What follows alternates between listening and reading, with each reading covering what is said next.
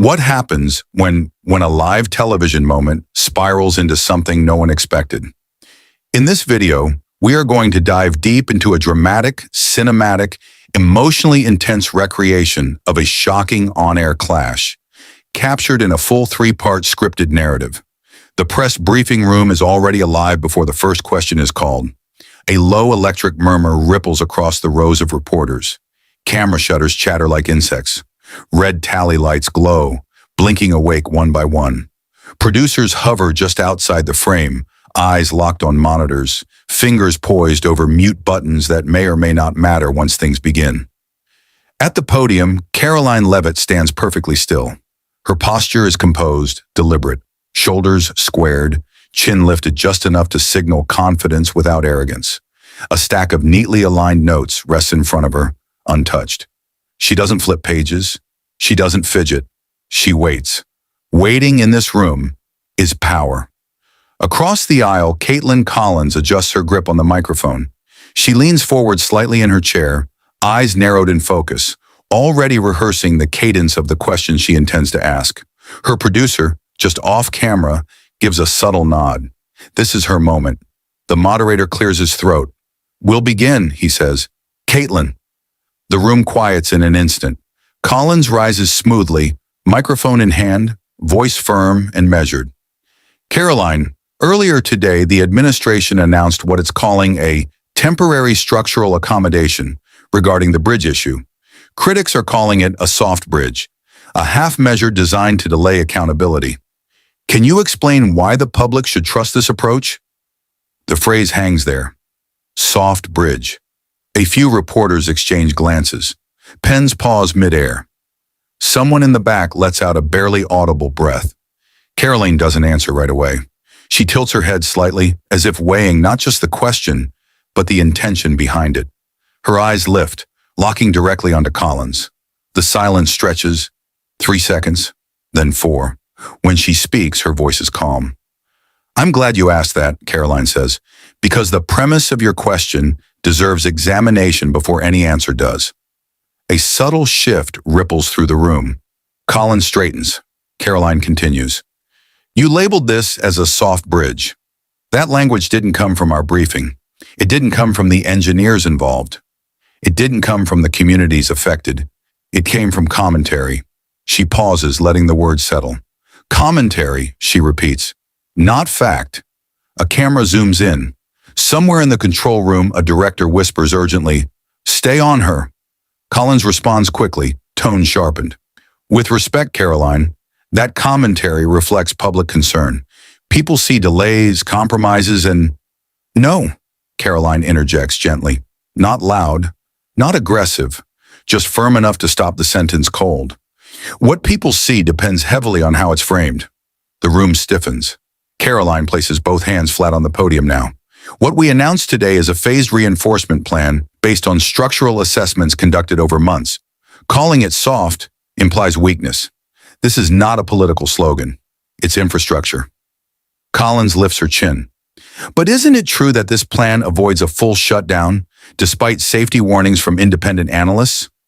A murmur rolls through the audience. Karoline nods once. "It avoids panic," she says. "There's a difference." The temperature in the room rises. She continues, her voice steady but carrying a sharper edge now. "A full shutdown would disrupt emergency services, supply chains, and local economies, all without improving safety outcomes beyond what this plan already delivers. That's not leadership. That's theater." The word lands like a dropped plate. The moderator shifts in his seat. Collins doesn't back down. "So are you saying the analysts are wrong?" Karoline's eyes narrow, not in anger but in focus. "I'm saying selective citation is misleading." She leans forward slightly. "You referenced analysts. Which ones? The same report that also states the bridge remains structurally sound under current load conditions? Or did you skip that paragraph?" A few heads turn toward Collins. She hesitates, just a fraction of a second. Karoline notices. "That's the problem," Karoline says, her tone still controlled but unmistakably firm. "We reduce complex realities into buzzwords and then act surprised when trust erodes." The room is silent now. Even the cameras seem to hold their breath. Collins tightens her grip on the microphone. Are you accusing CNN of misrepresenting the facts? Karoline doesn't blink. I'm saying accuracy matters more than narrative. A producer's voice crackles in Collins' earpiece. Push back! Push back! She does. The narrative, as you call it, comes from people who feel ignored. Karoline nods slowly. And they deserve answers, she says. Not alarmism. She straightens, reclaiming the room fully now. This administration doesn't govern through fear. We govern through data, engineering expertise, and responsibility. The words echo. Someone in the back scribbles furiously. Collins opens her mouth to respond, but Karoline continues, not cutting her off, but stepping through the opening with precision. If you want to discuss the engineering models, the stress tolerances, the monitoring systems installed this week, I'm happy to do that, but if we're just trading labels, then we're not informing the public. The moderator clears his throat again, uncertain whether to intervene. Collins exhales, visibly recalibrating. So you reject the idea that this is a political compromise? Karoline smiles. Just slightly, not warm, not hostile, calculated. I reject the idea that safety is political, she says. A beat. And I reject the implication that doing the responsible thing is somehow weaker than doing the dramatic one. The silence breaks into a low wave of reactions. Murmurs, whispers, a few surprised expressions. In the control room, a producer stares at the monitor. This is going viral, he mutters. Collins lowers her microphone slowly. Karoline stands tall, composed, unshaken. But behind her calm exterior, the clash has only just begun. Because this wasn't just about a bridge. It was about who gets to define reality. And the room knows it. The tension in the press room doesn't dissipate after that first volley. In fact, it intensifies, thickening like smoke, curling around every microphone and camera lens. Karoline Leavitt remains at the podium, every movement deliberate, every breath measured, as if she knows exactly how the narrative will unfold, and intends to control it completely.